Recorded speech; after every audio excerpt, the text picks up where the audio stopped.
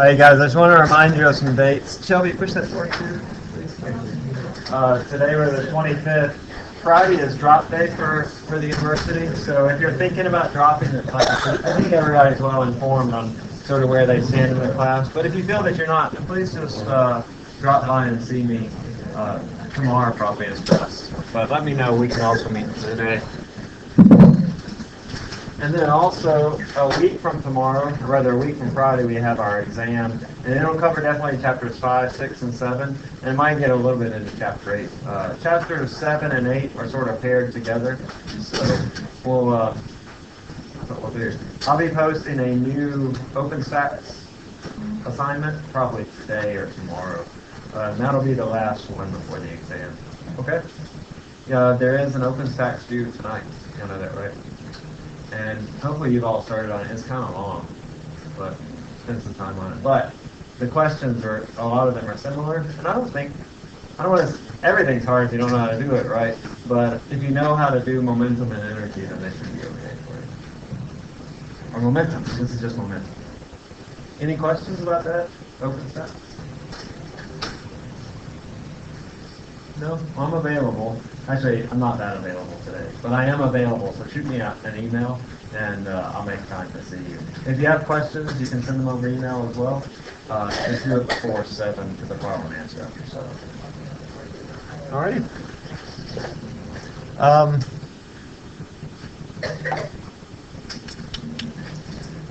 Let's do some of these. I don't think we've done any of these for Chapter 7.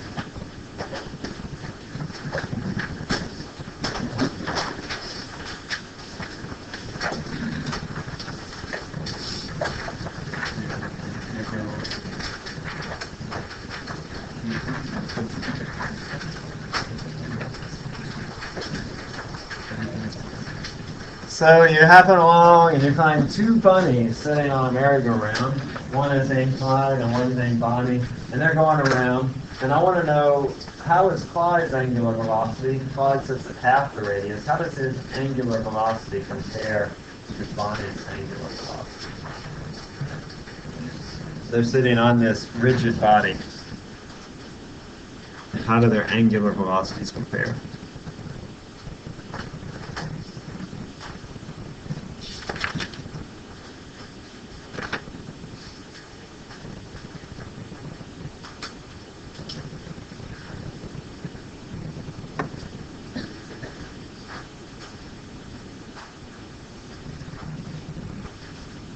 All right, let's stop about 105.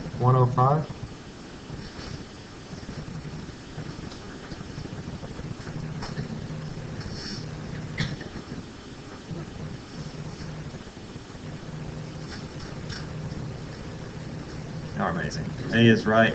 Because on a rigid bodies are defined by two qualities. One is that every part on that body has the same angular speed or angular velocity, and so this point and this point will have the same angular speed, and then also that the points always keep the same distance between them, that 2 points don't move with respect to one another.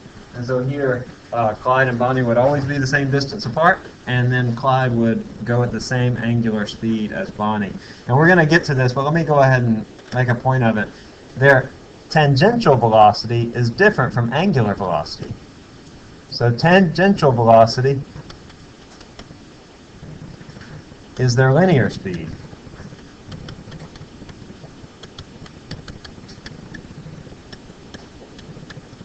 And while our angular velocity might be measured in, say, radians per second, the tangential velocity is going to be measured in meters per second. It's how fast is he going around the thing in meters per second. Which one of these guys, Clyde or Bonnie, is going to be will have a faster tangential velocity or a faster linear speed? Which one? Bonnie, right? Because you think about it, if they're going around this thing, say 1 revolution per second, then Clyde is covering a smaller distance because he's tracing out a smaller circle. And Bonnie is tracing out a larger circle in the same amount of time because they have the same angular speed. Now it turns out that this tangential velocity, which we're going to call v, and our angular velocity, which we're going to call omega, are related by this relationship, that v is equal to omega times the radius, r. We'll get into this. Don't worry, we're going to see it again, but it's important for the next questions. I sort of jumped the gun a little bit, but y'all are smart enough to do this. All right? So who has the larger tangential velocity of these two bunnies that you happen to find in the park? Does Clyde or Bonnie have the larger tangential or linear speed?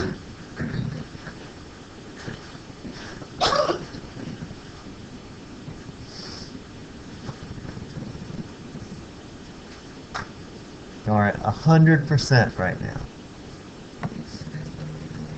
Okay, awesome. All right, I'm going to stop at 33. 33?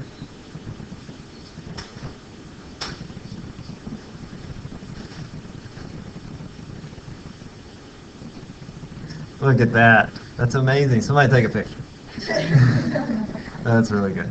Okay, so just like we said, Bonnie has the higher tangential velocity because she's covering a larger distance in the same amount of time. So a mushroom walks into a bar, and the bartender says, "Hey, we don't allow mushrooms in here." And the mushroom says, "What? I'm a fun guy."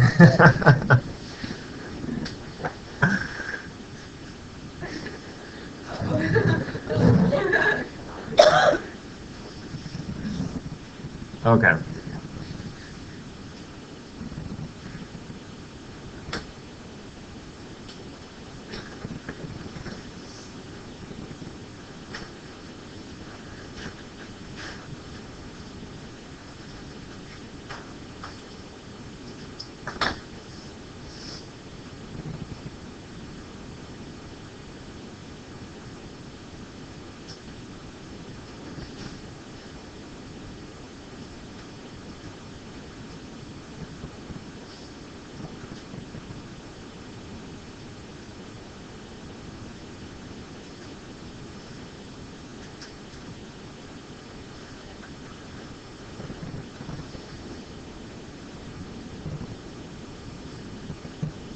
We're doing remarkably well on this. This is good. Awesome. We'll do just a few more seconds. My dad worked at a tire shop his whole life, and I worked there as a kid. Let me tell you all this. People would come in and they would ask, say, "Hey, they have 15-inch wheels on their car or whatever." They say, "I want some 17-inch wheels." And so you go through all sorts of stuff, cutting out the fender wells and getting everything working so they could have these bigger wheels. But you know what? Nobody ever came in and said, "I want smaller wheels on my car." Like, you never see a car with little wheels. I don't know why. Like, it seems like we should make that a thing. Like, have a car with little bitty wheels on it. It could be one of y'all. Like, y'all could start a trend. Put some tiny little, like, 12-inch wheels on your big truck. All right, let's stop at 134.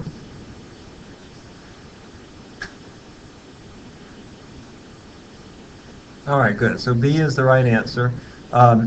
If you put these larger diameter tires, well, your speedometer measures your angular velocity. It says, okay, your wheels are going around so many revolutions per second. And then it takes the diameter of those wheels and translates it into a linear speed. So it measures this, takes the diameter, and then translates it into that linear speed. But if you don't tell your speedometer that you've just increased the radius of your tires, then it's going to report a lower speed than what it actually is. You're actually going to be going faster than what your speedometer says. Has anybody ever been pulled over for that? Like your speedometer said that you were going some speed? You have? Because you had big wheels on your car? No, just because you're going too fast?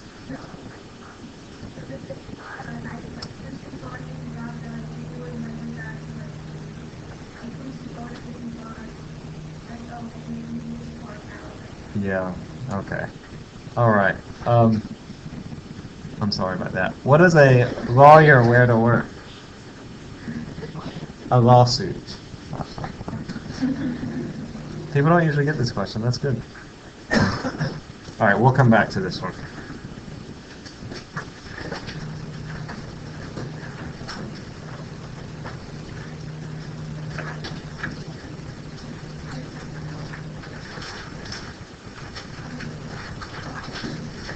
Okay, so we've really just gotten into defining what displacement is, and we'll define angular velocity and then also angular acceleration as well. This is just like what we did in chapter 3, so it's not really any different from that, except now that we're dealing with angular quantities instead of linear quantities. And so remember, you need to know your quadrants and your angles and how to go around the unit circle, first, second, third, fourth quadrant, going from 0 radians, pi over 2, pi, 3 pi over 2, 2 pi. That will help you just to sort of keep track of where we are. And then also remember that our counterclockwise displacement is positive, counterclockwise is in this direction, and then clockwise is negative. All right, so if our angular displacement is that theta f minus theta I, our angular velocity, we're going to describe in a couple of different ways, is omega. This is the Greek letter omega, the lowercase Greek letter omega. It looks like a W, I know, but it's curlier than a W. It is equal to omega average, just like we did before, is going to be delta theta over delta t. I'll remind you that before we said V average was delta x over delta t. So it's exactly the same. We're just replacing the x with a theta and the V with an omega. And this is going to be equal then to theta final minus theta initial divided by delta t. That's our omega average. And then really what most of the time we're concerned about is an instantaneous velocity. So remember, if we plot theta versus t, and it looks something like this, I want to know, say, the instantaneous velocity at this point, then I would take the slope of that line, of the tangent line at that point, like we did in chapter 3. You're not really going to have to do that. I don't think that we'll see any graphs. No, we won't see any graphs, at least as it's related to rotational motion. All right? But just to remind you that we've already seen this, we're just putting new variables to it. So we can define this omega instantaneous. It's the first derivative, or it's the limit rather, as delta t approaches 0 of this delta theta over delta t. But that's just a way of defining the derivative. So this is d theta dt. Y'all should have already seen that in Calc 2, or excuse me, Calc 1. So the instantaneous velocity, rotational velocity or angular velocity, is just the first derivative of our theta. All right. If the angular velocity is clockwise, the sign of the motion is negative. Clockwise is negative. Counterclockwise is positive. Okie dokie. I go down from here. Angular acceleration. So whereas before we used A for acceleration, now we're going to use the Greek letter alpha for angular acceleration. That's the Greek letter alpha. And alpha is equal to the average acceleration is delta omega over delta t.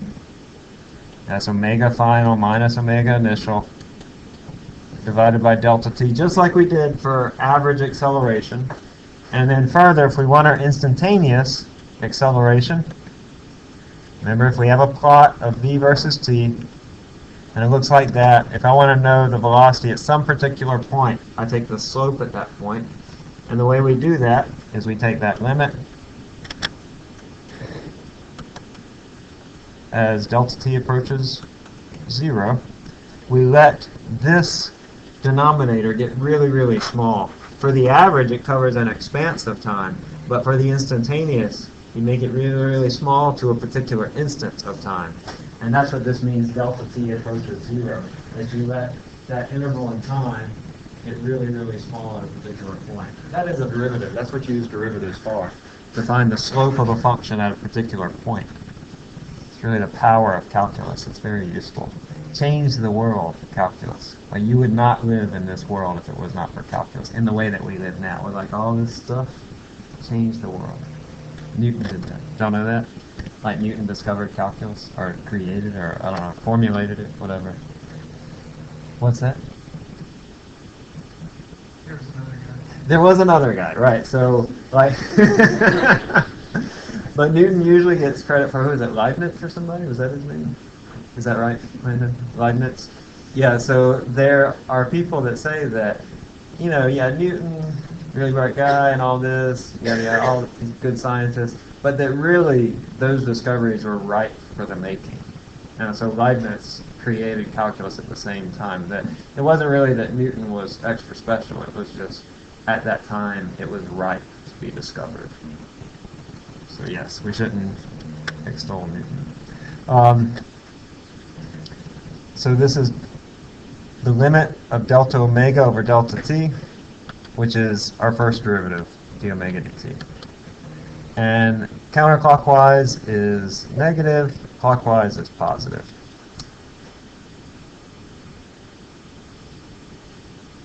These are just sort of to help you remember that we've seen these before. I'm not going to ask you about the derivatives in any way. I might ask you to calculate the average acceleration or average velocity. And these I think are on your equation sheet. Now, as you're going through your homework assignments and working on tests, you really need to have that equation sheet out next to you, just so you're very familiar with it. It has a lot of information on it, so you want to be aware of what's on it as you're going through your test. And I will provide you a copy of the equation sheet. Don't bring your own. Okay. Just sort of list this here because we're going to get into this next semester. So I just want to introduce the right-hand rule, but it's not going to come up that much until next semester. Okay. When we're talking about angular vectors, if I have, say, a wheel that's going around at a certain angular speed around a certain axis, then it's hard to think about what is the direction of that angular velocity, right? It's not in this direction or this direction or this direction. It goes around all the time. And so we describe it with something we call the right-hand rule, where you take your right hand, you let your fingers go in the direction of the rotation, and then your thumb gives the direction of the vector. So here, for example, if this thing is rotating in a, counterclockwise direction, the direction of omega is going to be out of the page. You follow what I'm saying? Let me ask you another one. What if you have a disk that's rotating like this, where it's sort of horizontal and it's rotating like this? What is the direction of omega for that vector? What do y'all think? It's either up or down because it's along the axis. Which is it? Is it up or is it down? It's going to be up, right? I let my fingers wrap around in the direction of the rotation, and then my thumb points up. Oh yeah, the right-hand rule is very useful, actually, if you want to determine the direction of angular vectors. Okay? I think this comes up in one of the concept tests. You might see one question, but really it's important for next semester. So the fingers of the right hand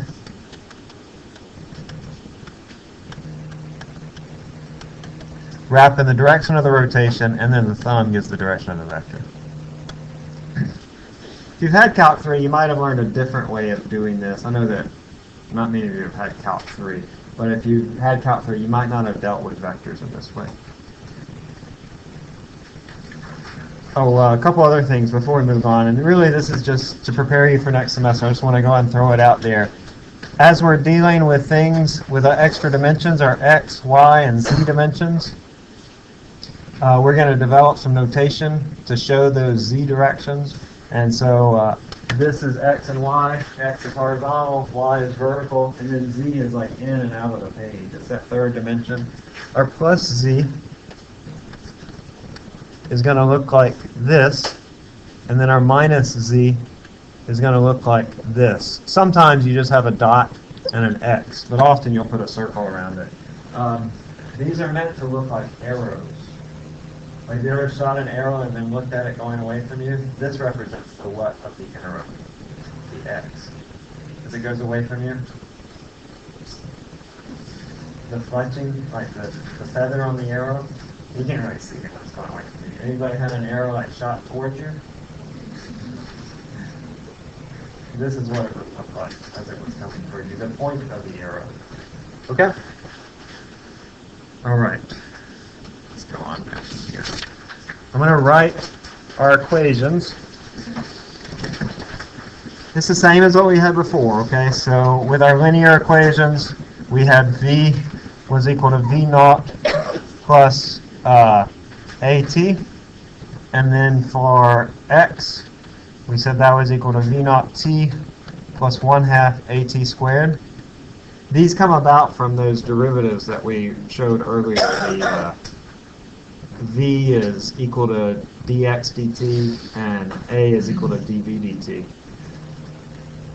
Now we're going to make just some sort of translations here. That x, we're no longer calling x in our angular realm, we're calling it theta. V, we're now calling omega. And A, we're now calling alpha. And so that gives us a new set of equations. These are on your equation sheet. But omega is equal to omega naught plus alpha t. And theta is omega naught t plus 1/2 alpha t squared. All right, so those are our new kinematics equations for constant angular acceleration. I mean, alpha doesn't change. And then sometimes we'll want to translate our linear quantities. Sorry, this should say quantities. Into their angular values. In that case, you've probably done this before where you look at arc. Like let's say that I have a piece of a pie like this, and I know that this angle is theta, and it has a radius r. It's part of a bigger circle, and I want to know what is the arc of this circle. Well, how do I find the arc of the circle? That's S. Here. Pi times theta, right. Or r times theta, yes. So it's equal to theta times r is the arc of the circle. But you have to be careful here because theta has to be in radians. If you forget what that is, just think back to, it's on your equation sheet, I think. What if I had a whole circle? That is, theta was equal to what for a whole circle? 2 pi, right? And so if I have a whole circle, then S would equal to 2 pi times r, which is, the circumference of a circle. Okay? Similarly, you can translate V is omega times r, and then A is alpha times r. Just like we did before with Bonnie and Clyde, or Kyle, or whatever their names were, those bunnies on the merry-go-round. Okay, let's try a little quick test. These are very, very similar to ones that we've seen before.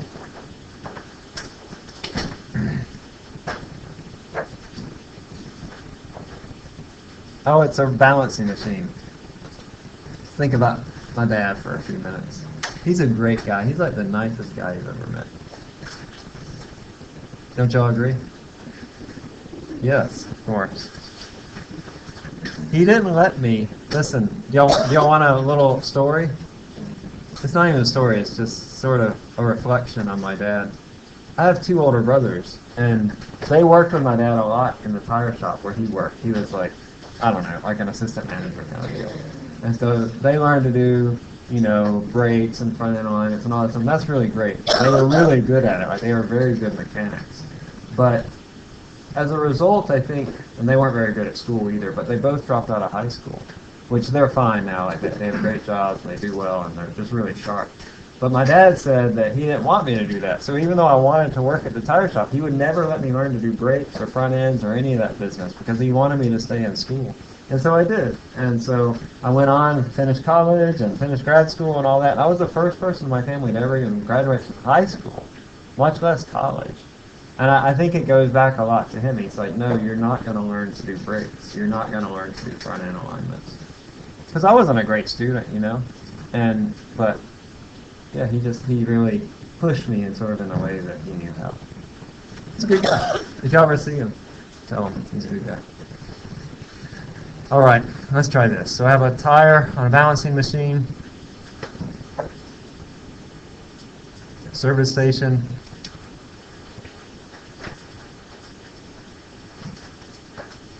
On these, you want to be able to pick out what the values are. Like this 3.2 revolutions. What is that representing? 3.2 revolutions. Is that theta, omega, or alpha?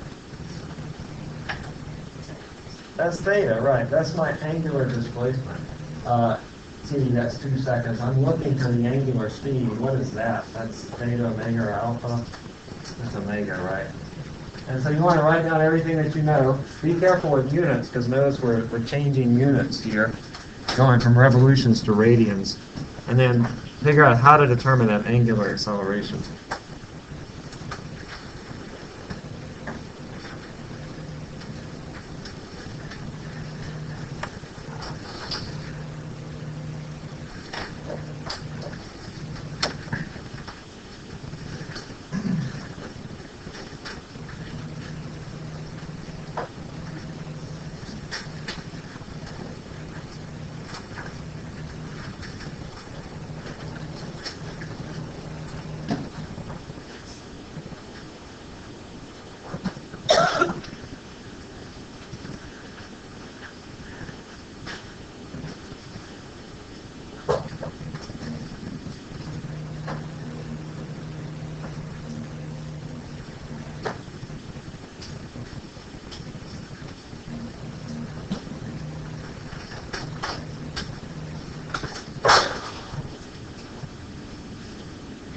All right, about 20 of you have the right answer.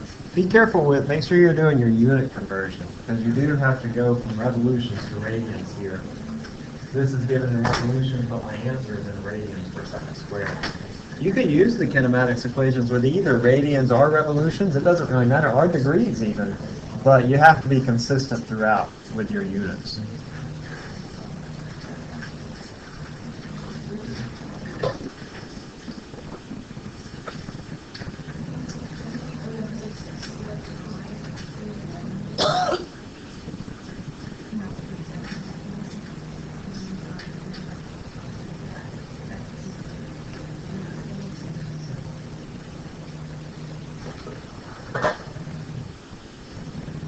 All right, we'll do about 10 more seconds. Let's stop at 3 minutes. 3 minutes.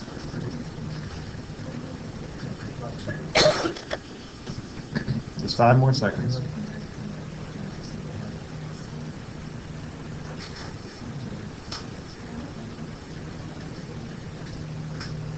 Okay, good. B is right. So on these, just like we did in Chapter 3, or Chapter 2, I think, you write down what you know. So I know that theta is equal to 3.2 revolutions, but I also realize that I'm going to have to convert to radians at some point, so I'm going to go ahead and do that. And in fact, in all of our problems, you'll never go wrong converting to radians. Sometimes you'll go wrong not converting to radians, but you'll never go wrong converting to radians, because that is the SI unit. So let's go ahead and do this. 3.2 revolutions. In 1 revolution, there are 2 pi radians. And so that gives me an angle of 20 radians. All right, and then T is 2 seconds. It's given right here. And I want to know what is omega final, or I'll just call it omega is what we usually been calling it.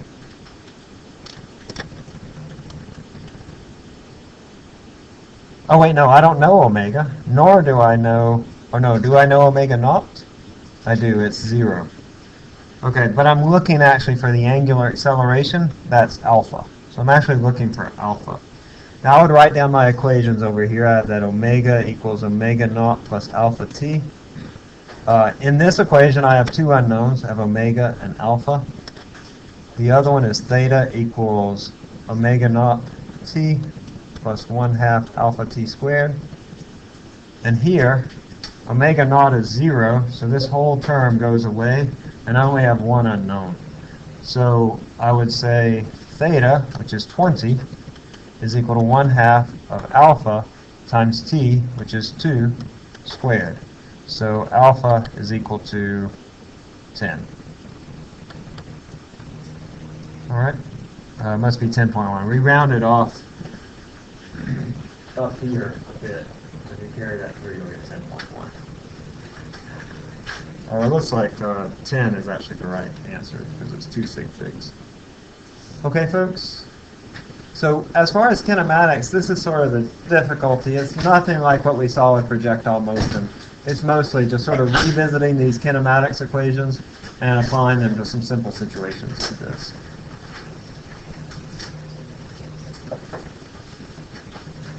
Let's do some more clicker questions. We'll come back to this. We might look at some old test questions too.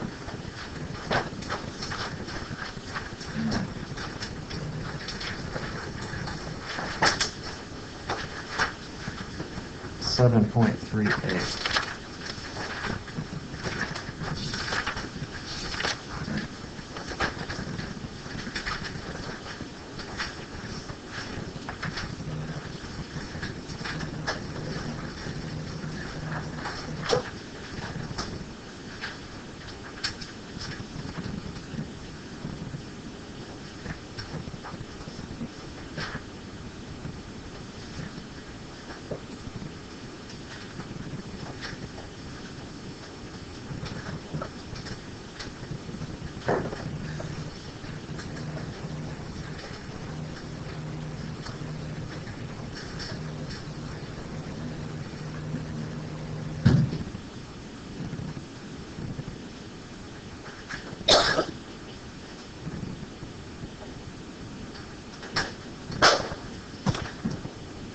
All right, y'all done pretty well. Let's stop at 115. 115.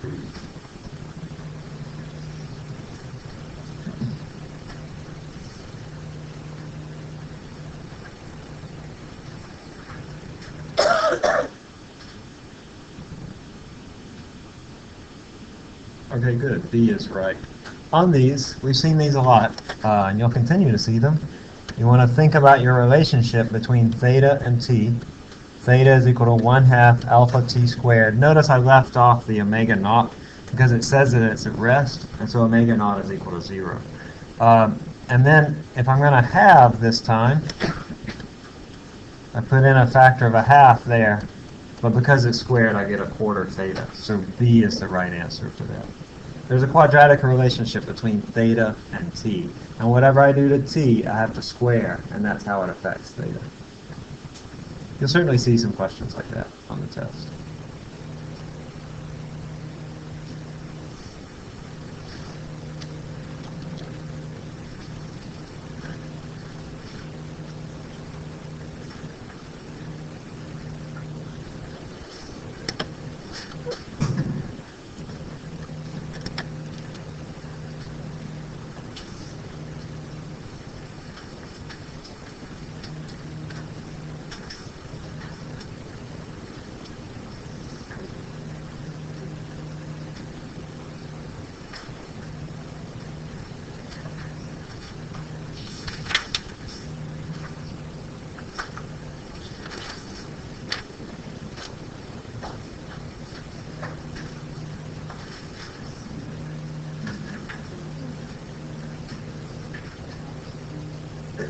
Let's stop at 1 minute, so just about 5 more seconds.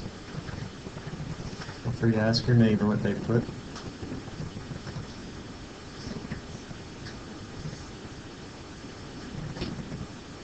Good job, A is right. There's a linear relationship between omega and t, that omega is equal to omega naught plus alpha t, but omega naught is 0 because, you know, it's at rest. And so if I have t, that's going to have omega. I don't square it because it's a linear relationship. T is not squared. And so the answer is A.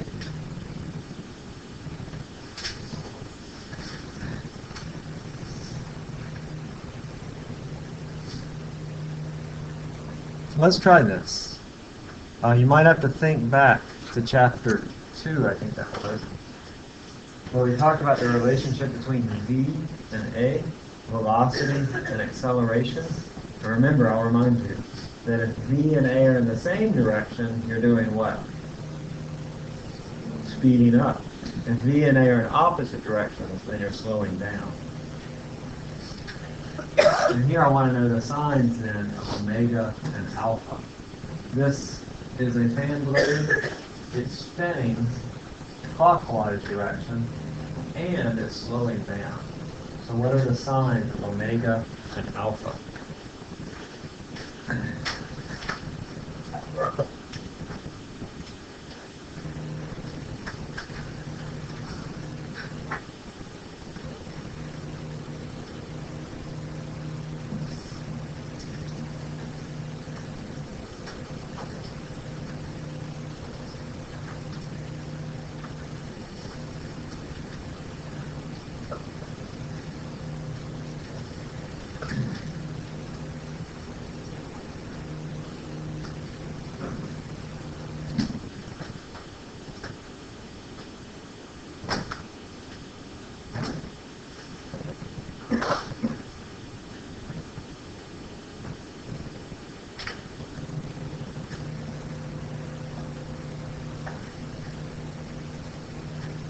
right, let's stop at 140. 140.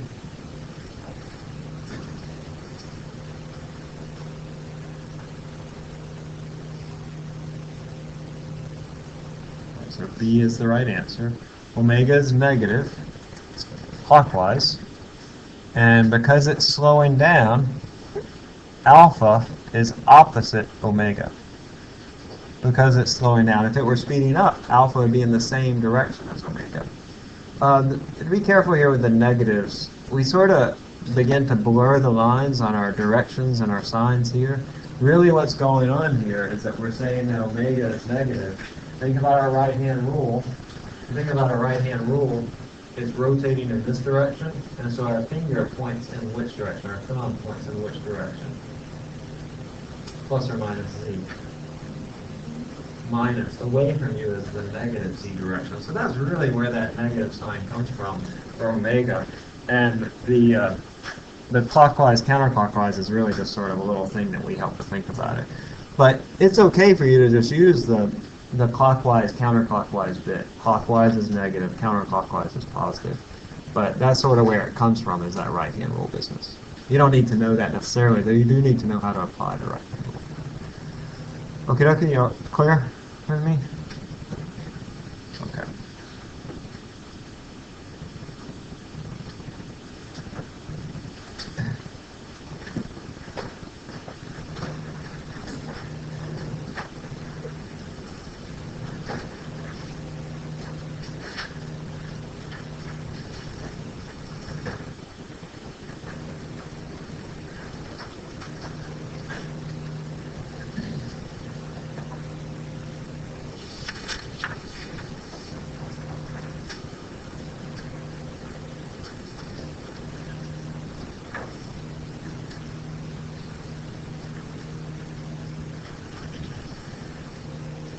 Is just a unit conversion. Remember how many radians are in one revolution?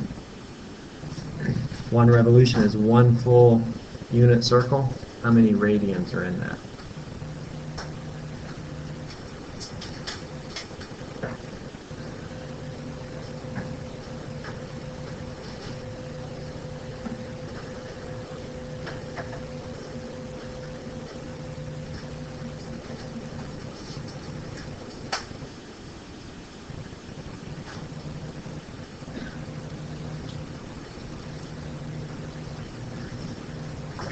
Let's stop at 125. 125.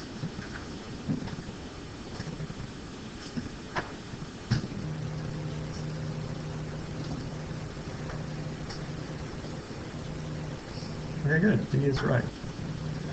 It's just a simple unit conversion, but you'll see those too. Sometimes on the test you'll see unit conversions embedded within the problems, like that kinematics problem that we worked earlier. Be careful with your units, and then I'll probably just give you one unit conversion, just sort of, there you go. Y'all can do that really quickly. So 5 revolutions per second. In 1 revolution, there are 2 pi radians. I know you'd be inclined to use your calculator, but sort of get in the habit of not using it.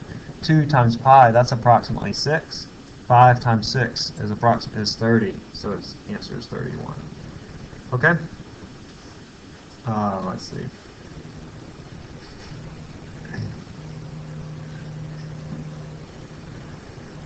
Sorry, where's this thing? Oh, no, I got one. Why is an obtuse triangle always upset? It's a good math tip. What? Because it's never right. We're going to come back to this. Now let's talk about centripetal acceleration just a bit.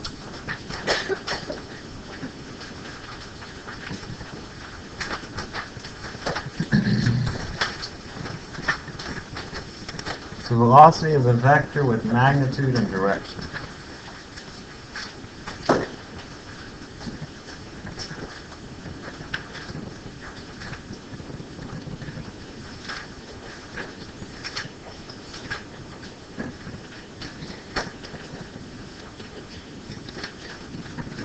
That's true for linear velocity, and that's also true for angular velocity.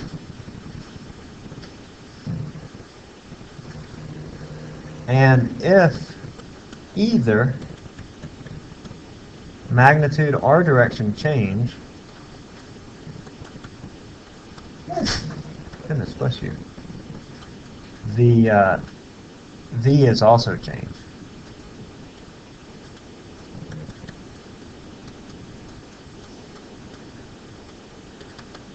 So we talk about omega, right? That omega has a certain direction. In this case, omega will be out of the page. But the velocity of this object also has, this object also has a linear velocity, a tangential velocity. And that velocity is here. Now we're only going to consider the case where this is constant, where the object is going around a circle at a constant speed. But notice that even though the magnitude of this thing is remaining constant, the direction of the vector v is always changing. Here it's in this direction. As it continues on around the circle, it's going to be, say, in this direction or in this direction. It'll always be tangent to the circle. So the direction of that velocity vector is always changing. So with circular motion, let's put that in words.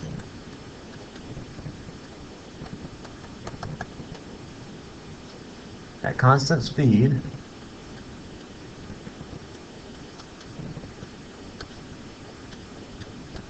that means there is no angular acceleration. Let me put that in parentheses. So alpha is equal to 0. The velocity vector is always changing.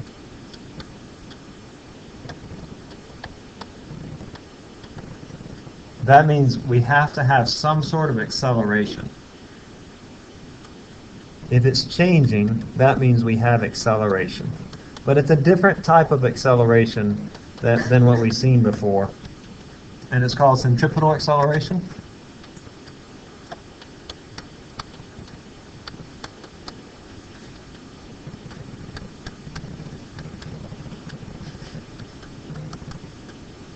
We're going to call it A sub c for centripetal. Sometimes you might see this called A sub r. I'm going to put that in parentheses. You might see that in other books or in your preparations for whatever it is you're doing. And this is equal to the speed squared divided by the radius. I'm just going to give that to you. We're not going to have to write it.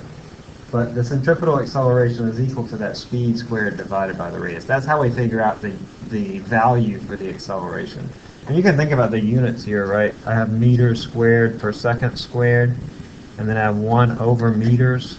That cancels and that cancels, and I'm left with meters per second squared. So the units work out right. At least at first pass, it seems like it should be okay. So my centripetal acceleration is equal to that v squared over r. All right.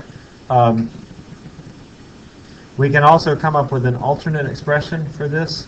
If we substitute this v equal omega r, then we get a sub c is equal to v squared over r. And then that's equal to omega times r over r, but it's squared, because I'm just substituting this in for v. And I get this expression, omega squared r is equal to ac. So that's just an alternate expression by doing that substitution. Your centripetal acceleration in terms of the angular speed, not the linear speed. Okay? So if we have an acceleration, that means we have to have a what? Because what causes acceleration? Not horses, but what? Not horses, but it rhymes with horse. Forces, yes. I know that's confusing, although horses can accelerate too. So if I have an acceleration,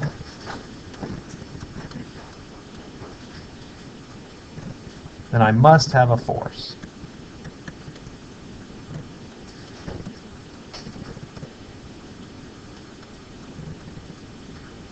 And we're going to call this a centripetal force.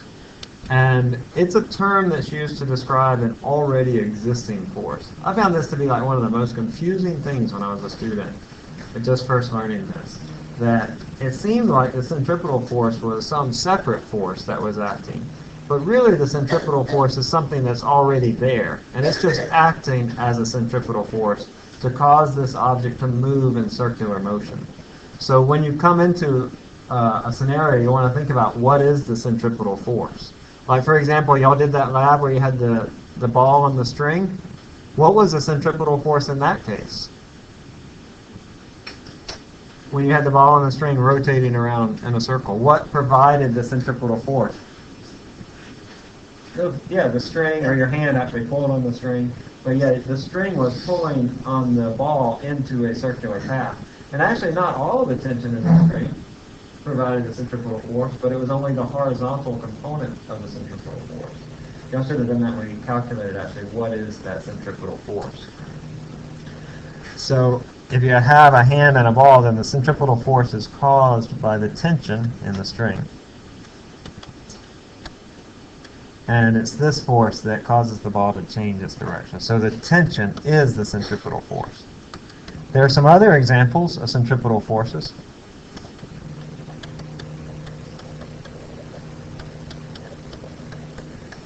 Have you ever ridden on one of those things at the fireman's fair where they put a bunch of people into a big salad spinner? You know, a salad spinner, you spin your lettuce, get all the water out of it.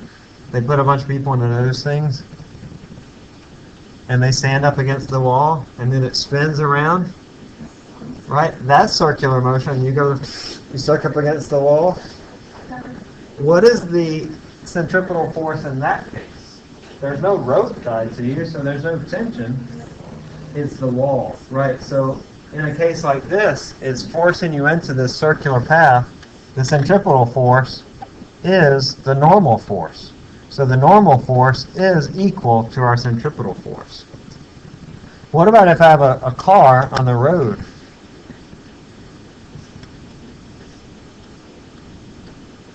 If I have a car traveling on the road, this is a circular path too. What force is providing the centripetal force in this case? Or think about if this force goes away, you don't stay on the road, you go off, you keep going straight. What is the force? The frictional force. So in this case, the force is the frictional force. The frictional force, Fs, is equal to our centripetal force. All right? So we can calculate the centripetal force. Remember Newton's second law is F equals ma.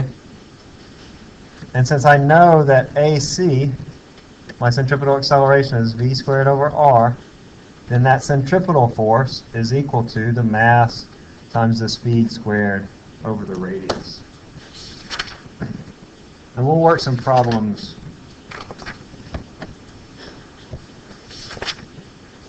Let's do this next one. I was going to let y'all out early because my wife's been out of town. I haven't seen her in like 4 days. But now, it's almost 11:40. So like, if I let y'all out now, it's like, what's the point? But I'm not. We're going to do this one.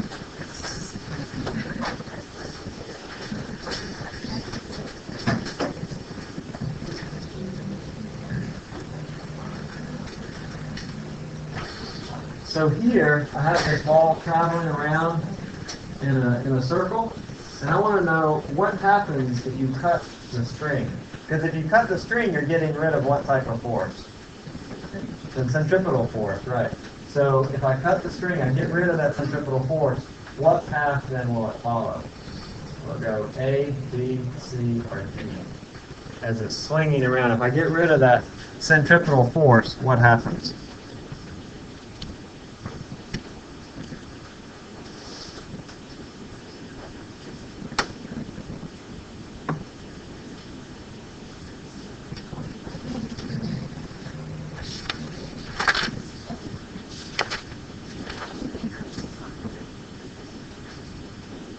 All right, let's stop at 105. 105.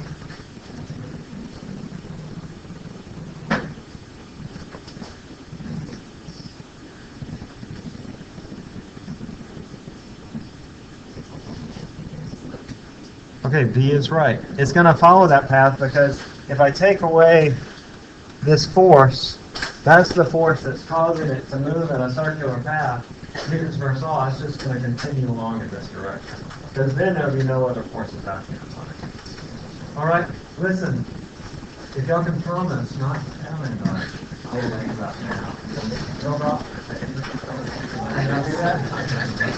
Y'all have a great day. Yeah, hey guys, there is a help session on Friday. I'll send a notice out about it, but it'll be Friday at what, 12:55? Is that what we're doing?